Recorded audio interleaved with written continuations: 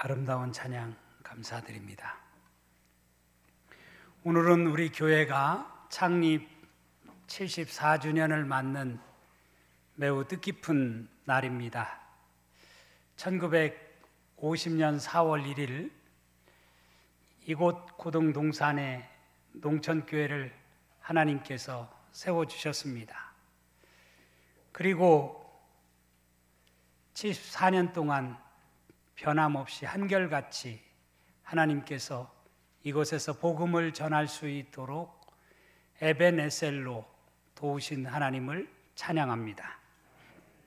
여러분, 사람이 한평생을 살아가면서 좋은 사람을 만나는 것, 또 좋은 교회를 만나는 것, 그것보다 더 귀한 일은 없다고 믿습니다. 인생을 살아가면서 정말 좋은 사람이 내 곁에 있다고 하는 것이 얼마나 든든한 힘이 되고 얼마나 좋은 일인지 모릅니다. 뿐만 아니라 신앙생활을 하는 우리들로서는 이 땅에 살아가면서 좋은 교회를 만나서 좋은 교회 안에서 함께 신앙생활한다고 하는 것, 그것보다 더 복된 일은 없는 줄로 믿습니다. 여러분 모두가 좋은 사람, 좋은 교회 만나서 지금까지 신앙생활을 잘하고 있다고 하는 것 큰 축복인 줄 믿으시고 그렇게 신앙생활에 가는 우리 농천의 모든 성도들이 되어줄 수 있기를 간절히 바랍니다. 며칠 전에 오늘도 광고가 났지만 아주대 장례식장에서 장례를 마치고 천국 환송 예배를 드리고 이렇게 나오는데 아주대 장례식장 예배당을 관리하는 직원이 저에게 찾아와서 이런 이야기를 해요. 목사님, 제가 수원시내 여러 교회들이 와서 이곳에서 예배를 드리고 가는 모습을 늘 보는데 농천교회에 이렇게 천국 환송 예배를 드리는 모습을 보면 뭔가 다르다. 참 좋은 교회다. 이런 느낌이 자기가 늘 농천교회에서 그 예배를 드릴 때마다 느낀다고 하는 그런 말을 저에게 했습니다. 참 기분이 좋더라고요. 그래도 농천교회가 그렇게 인정을 받고 있구나. 지역사회나 또 우리 수원의 많은 사람들에게 그렇게 느껴진다라고 하는 것은 은혜인 줄로 믿습니다. 여러분, 그런 교회에서 함께 신앙생활하는 것이 큰 축복인 줄 아시고 신앙생활하는 여러분이 되시기를 주님의 이름으로 축원합니다. 하나님을 사랑하는 자, 곧 그의 뜻대로 부르심을 입은 자들에게는 모든 것이 합력하여 선을 이루느니라. 로마서 8장 28절 말씀에 보면 그렇게 기록되어 있어요. 하나님을 사랑하는 자, 우리 모두가 하나님을 사랑하는 자 아닙니까? 그의 뜻대로 부르심을 입은 자들에게는 모든 것이 합력해서 선을 이룬다. 이것을 우리는 확실히 믿어요. 이것이 바로 하나님의 섭리라고 하는 것이에요. 하나님의 섭리. 그런 의미에서 오늘 설교의 제목을 저는 하나님의 섭리를 믿으라, 이런 제목으로 함께 말씀을 나누려고 합니다. 섭리라는 말, 영어로는 프로비덴스라는 단어를 쓰는데 이 섭리라는 말은 라틴어 프로비데오라는 말에서 왔습니다. 프로비데오. 이 프로비데오라는 라틴어는 두 가지의 의미를 가지고 있습니다. 하나는 미리 본다라고 하는 그런 의미, 예지의 의미를 담고 있는 단어라고 합니다. 두 번째의 의미는 미리 알고 대책을 세운다, 이런 의미를 가진 단어입니다. 미리 본다, 그리고 미리 알고 대책을 세우는 것이 프로비데오, 섭리라는 라틴어의 의미라고 합니다.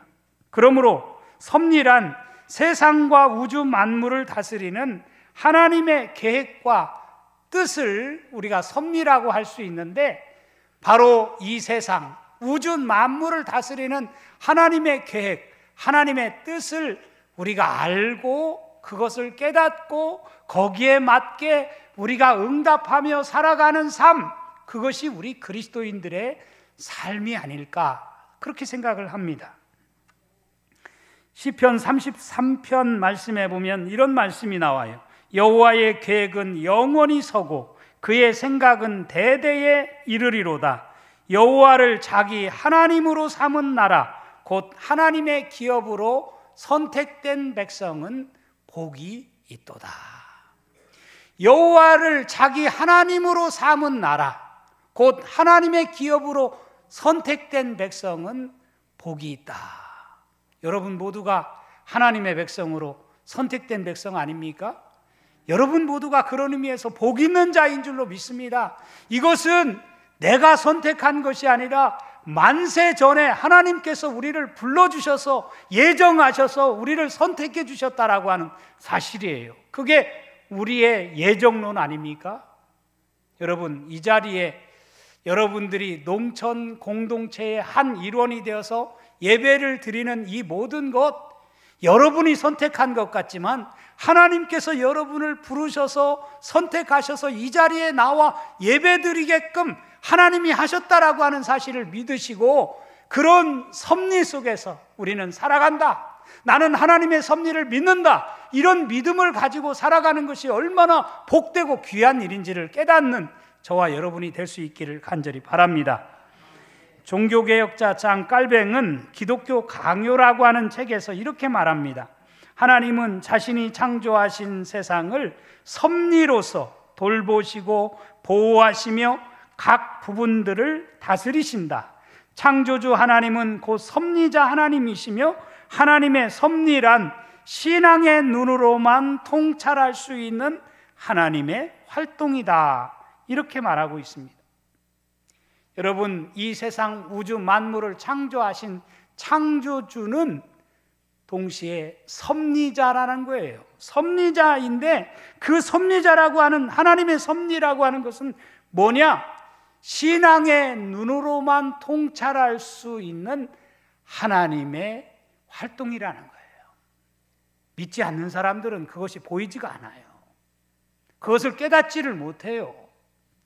그런데 이 세상의 모든 만물이 되어지는 모든 것을 볼 때 저 하늘의 별과 별 사이에 정말 행성들이 충돌할 수도 있음에도 불구하고 그 모든 것들이 신묘막측하게 운행되어지는 모든 것을 바라보면서 메마른 대지에서 싹시 나와서 거기에서 꽃이 피고 열매가 맺는 모든 자연 만물들을 바라보면서 우리가 살아가는 모든 삶의 모든 것들을 바라보면서 하나님께서 섭리하셔서 우리를 다스리시고 이끌어 가신다라고 하는 사실을 깨닫는 것, 그게 은혜예요.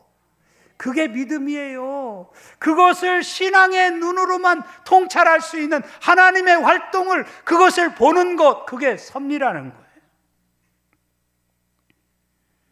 칼빈은 또 이렇게 설명을 하고 있어요. 하나님은 창조주로서의 그의 일을 멈추신 것이 아니라 모든 피조물을 영원히 다스리시고 보존하시되 어떤 기계적 원리에 의해서가 아니라 자신이 지으신 만물을 유지하시고 발전하게 하시고 필요한 것을 공급해 주시는 특별한 섭리가 있다는 것이다. 만물을 다스리시고 유지하시고 발전시켜 가시는 하나님의 섭리가 우리의 삶 가운데, 또 온 우주 만물 가운데 하나님의 섭리가 우리 신앙의 눈에는 보여요. 그게 은혜예요. 그것을 깨닫고 살아가는 저와 여러분이 되어줄 수 있기를 주님의 이름으로 축원합니다.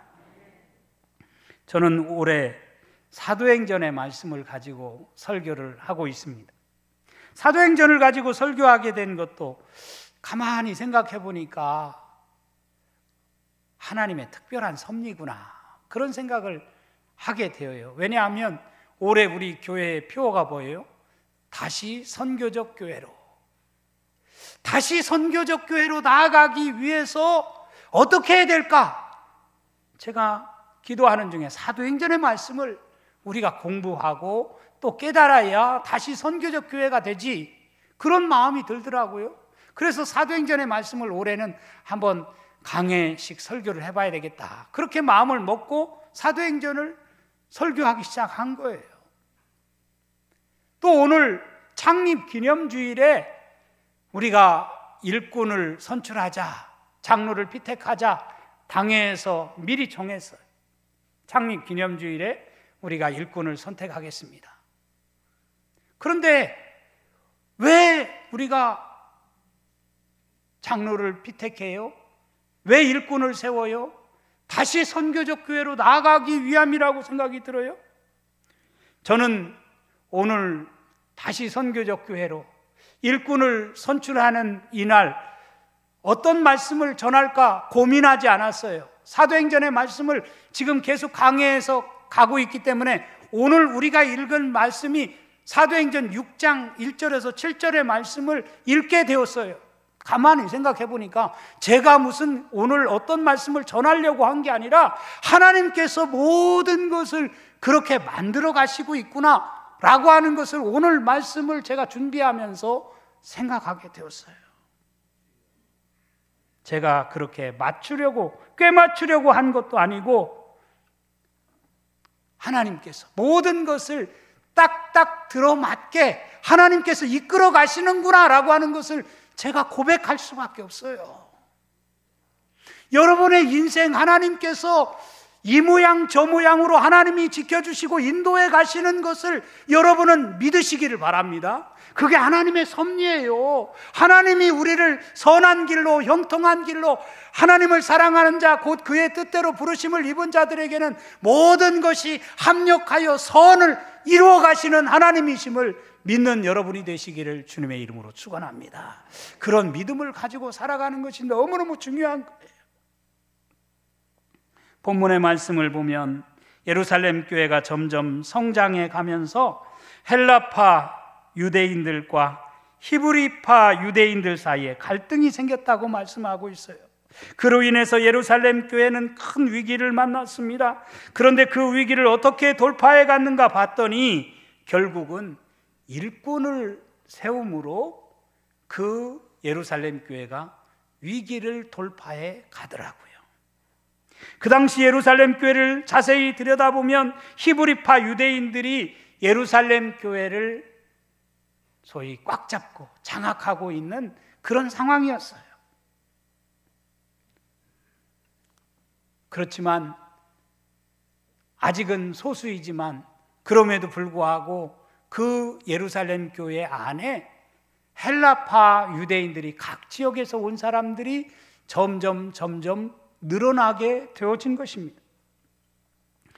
여기 오늘 본문 7명의 집사 이름을 보면 헬라식 이름으로 되었어요.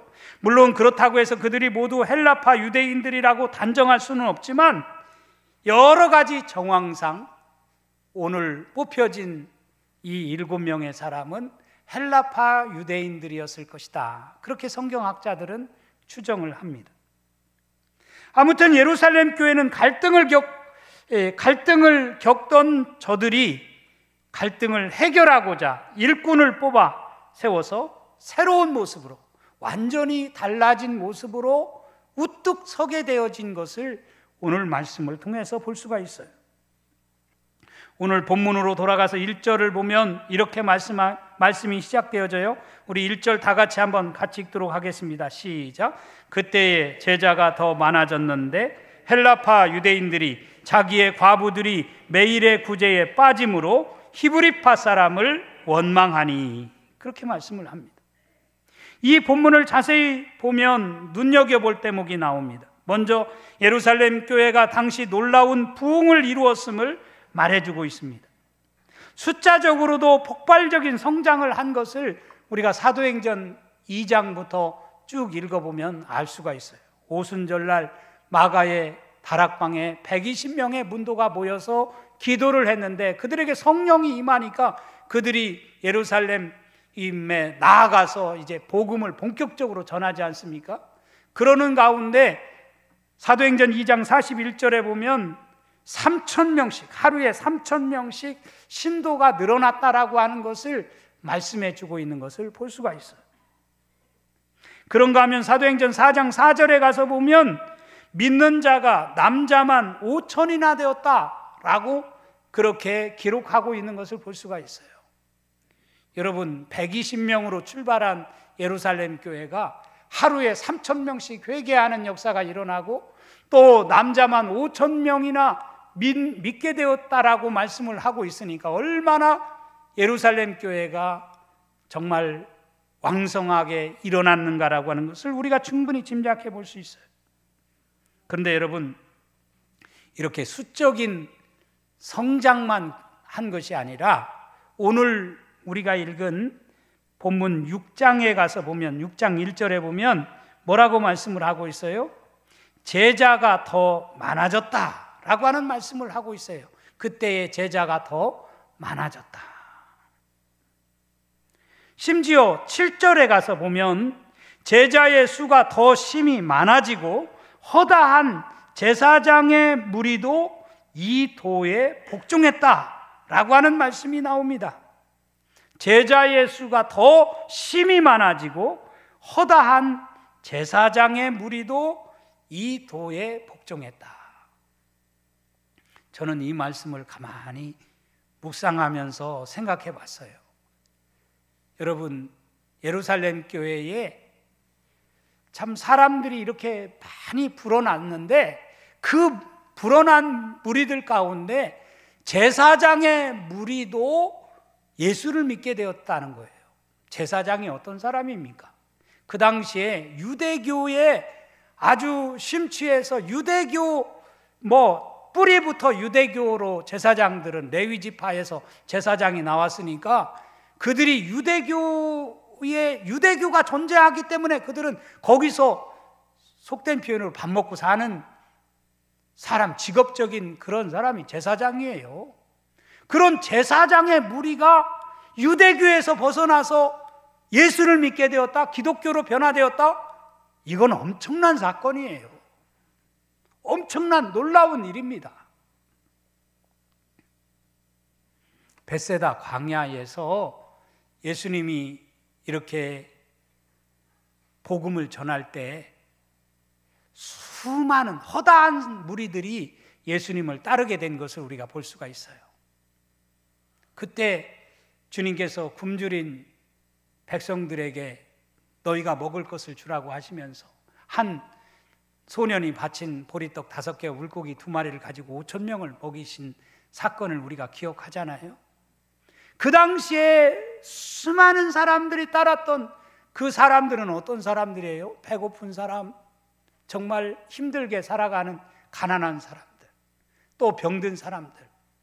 그래서 예수를 만나면 인생의 문제가 해결될까라고 생각하고 예수님을 따르던 사람들입니다. 그런데 그런 수많은 군중들이 예수님이 예루살렘에 입성하셔서 고난을 받으시고 십자가에 달려 죽으시니까 어떻게 되었어요? 언제 그랬느냐는 식으로 다 뿔뿔이 흩어졌어요.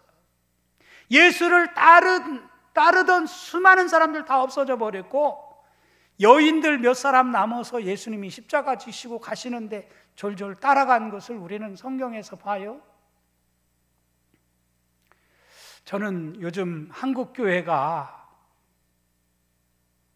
7, 80년대까지 기하급수적으로 성장을 하다가 요즘 성장이 멈추고, 성장이 멈춘 게 아니라 그야말로 교회에 나오는 사람들이 기하급수적으로 줄어들어 가지고 다 빠져나가서 교회마다 텅텅 비고 정말 작은 교회들은 다 문을 닫는 그런 지금 현실을 바라보면서 마치 벳세다 광야에 예수님이 계실 때에는 그렇게 구름대와 같이 몰려들었던 사람들이 이제 조금 살만하니까, 세상적으로 조금 배고픈 문제 해결되어지고 인생의 문제 해결되니까 주님도 필요 없다라고 생각하고 다 빠져나가는 그런 성경에 나오는 그런 이야기를 우리가 다시 한번 생각하게 되어져요.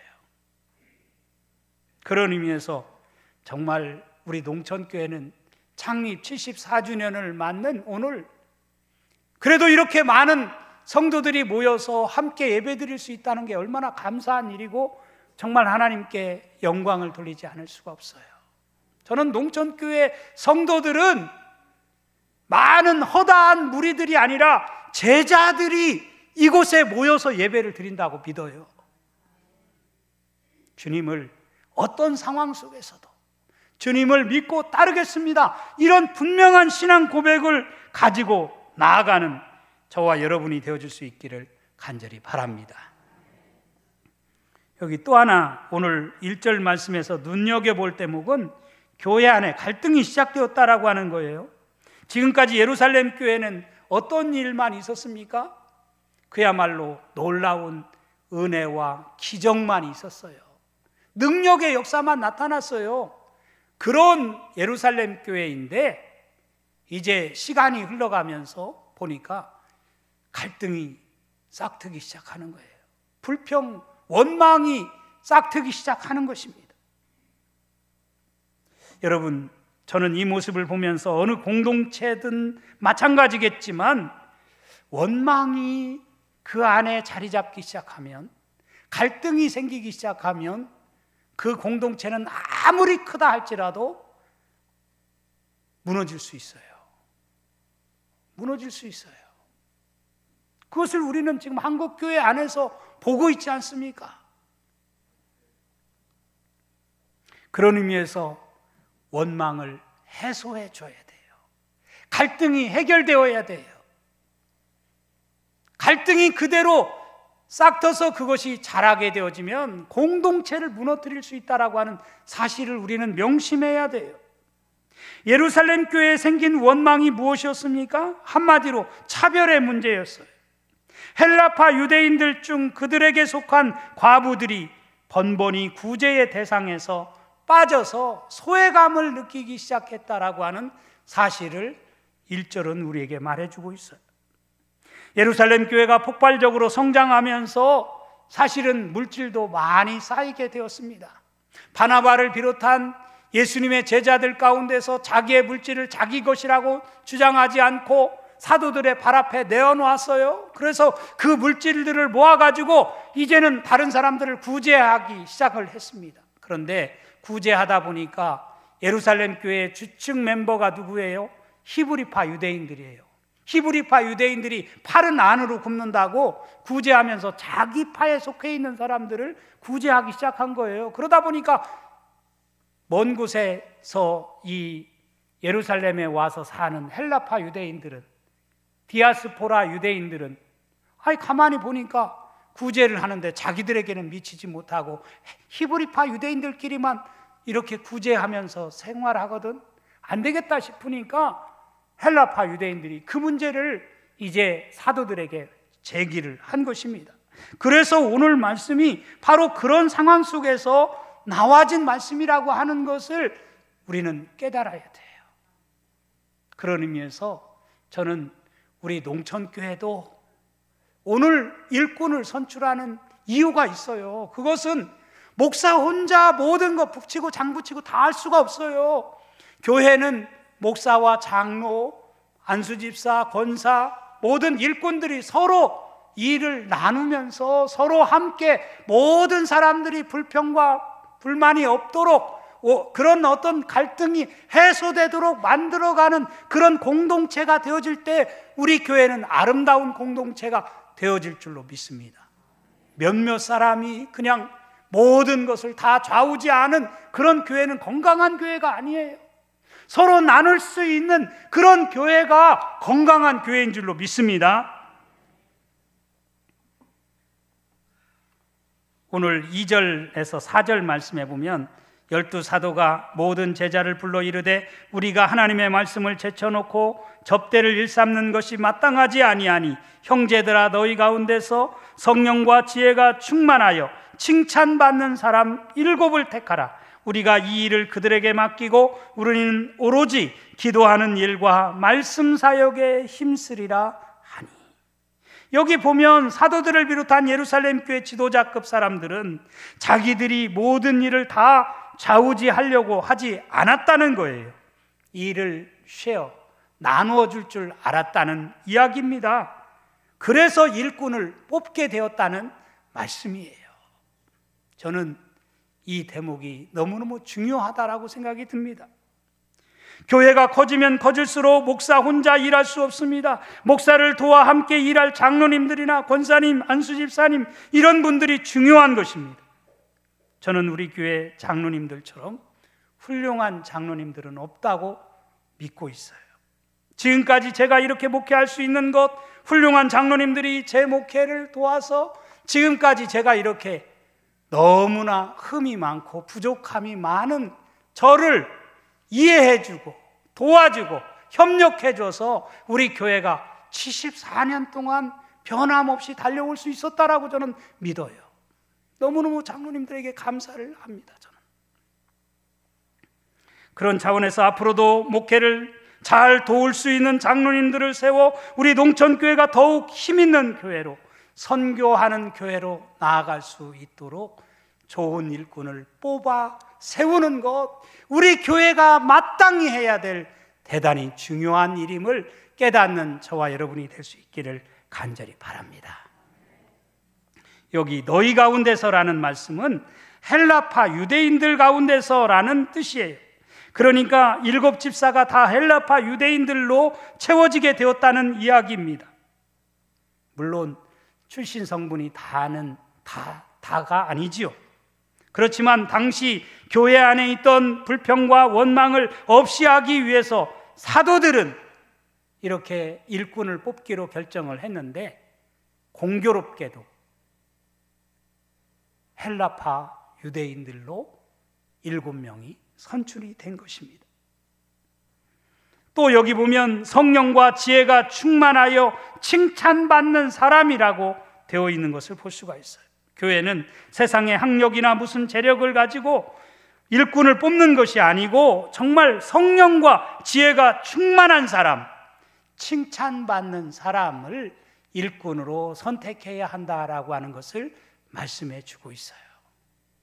저는 우리 농천교회 오늘 뽑혀지는 일꾼들은 성령의 사람, 그리고 믿음의 사람, 그리고 무엇보다도 지혜가 충만한 사람, 이런 사람을 일꾼으로 뽑아서 우리 농천교회가 든든히 세워지는 역사가 나타날 수 있기를 간절히 바랍니다. 5절 말씀 우리 다 같이 다시 한번 같이 읽겠습니다. 시작. 온 무리가 이 말을 기뻐하여 믿음과 성령이 충만한 사람 스데반과 또 빌립과 브루고로와 니가노르와 디몬과 바메나와 유대교에 입교했던 안디옥 사람 니골라를 택하여. 여러분, 오늘 이렇게 예루살렘 교회가 선택한 7명의 일꾼들에 대해 우리가 다 잘 알지는 못합니다. 성경에 그들의 역사에 대해서 다 말해주고 있지 않아요. 다만 우리에게 잘 알려진 인물이 있지요. 누구예요? 스데반, 또 빌립. 이런 사람은 여러분들이 잘 알 것입니다. 스데반이라는 말은 스테파노스, 면류관이라는 뜻을 가진 이름입니다. 그는 복음을 전하다가 유대인들로부터 핍박을 받아서 최초로 순교를 당한 사람으로 사도행전은 우리에게 기록하고 있습니다. 그는 돌에 맞아 죽으면서까지도 주여 이 죄를 그들에게 돌리지 마옵소서라고 기도한 대목을 사도행전 7장 60절에서 우리는 읽어볼 수 있습니다. 참으로 훌륭한 초대교회의 첫 번째 순교자라고 할 수 있어요. 이 스데반의 순교가 없었다면 아마 사도 바울이 만들어지지 않았을 거예요. 사도 바울이 이방 땅 전 세계를 복음화하는 하나의 미랄이 된 사람이 누구냐? 스데반이에요. 그런 의미에서 여기 스테파노스, 스데반은 정말 그의 이름처럼, 면류관이라는 이름처럼 정말 빛이 나는 인물이 된 것을 우리는 너무나 잘 압니다. 그뿐만 아니라 여기 빌립이라고 하는 사람은 예수님의 12제자 중 하나였던 빌립과 사도 빌립과 동명이인입니다. 그런데 이 빌립 집사는 유대인들이 그렇게 철천지 원수처럼 여기는 사마리아 땅에 들어가서 복음을 전한 것으로 사도행전은 우리에게 말해주고 있어요. 사도행전 8장 4절 말씀해 보면 빌립이 사마리아 성에 내려가 그리스도를 백성에게 전파하니, 그렇게 기록하고 있습니다. 그는 사마리아 땅에 들어가는 가운데 에티오피아 내시를 개종시키고 그에게 세례를 베풀었습니다. 이렇게 그는 오랫동안 해안 도시를 다니면서 복음을 전했다라고 성경은 우리에게 말해주고 있습니다. 그뿐만 아니라 이 빌립 집사는 그의 딸 넷이 있었는데 그 모든 딸들도 복음을 전하는 일에 귀하게 쓰임받는 주의 일꾼이 되었다라고 하는 사실을 사도행전 21장 8절 9절에서 우리에게 말해주고 있습니다. 우리가 가진 성경에는 다 기록되어 있지 않지만 여기 나머지 7 집사들도 외경에 보면 모두가 다 정말 복음을 전하는 일에 귀하게 쓰임받다가 순교한 것으로 그렇게 알려져 있습니다. 그러니까 예루살렘 교회의 이 7명의 일꾼들은 그야말로 예루살렘 교회만을 위해서가 아니라 그 당시에 유대인들이 철천지 원수로 여기던 사마리아 땅에 들어가서 복음을 전하고 땅끝까지 복음을 전하는데 아주 중추적인 역할을 감당한 사람들이었다라고 하는 사실을 우리에게 말해주고 있어요. 아무튼 저는 오늘 농천교회 새로운 일꾼을 선출하는 이 날, 이 뜻깊은 날, 우리 교회 창립 74주년을 맞는 이 뜻깊은 날, 왜 하필이면 사도행전 6장의 말씀을 오늘 설교하게 하나님께서 섭리해 주셨는가? 저는 하나님의 섭리를 믿습니다. 분명 하나님께서도 오늘 여러분들의 선택을 통해서 선출되어지는 귀한 장로님들이 정말 하나님의 훌륭한 일꾼들이 되어서 정말 우리 농천교회를 새롭게 변화시켜가는 중추적인 일꾼이 되어서 하나님의 놀라운 역사를 펼쳐가는 한 페이지를 기록하는 인물들이 태어나게 될 줄로 믿습니다. 그런 일에 여러분 모두가 참여하셔서 기쁨으로 귀한 일꾼들을 선출하는데 여러분이 힘을 보태주시고 그 일을 위해서 내가 오늘 귀한 역사를 이룬다, 하나님 나라를 세워가는데 귀한 일꾼으로 내가 동참한다라고 하는 마음을 가지고 투표에 임하셔서 여러분들을 통해서 우리 농천교회가 놀라운 역사를 이 땅에 펼쳐가는 그런 위대한 역사의 한 페이지를 써가는 오늘 하루가 되어줄 수 있기를 주님의 이름으로 축원합니다.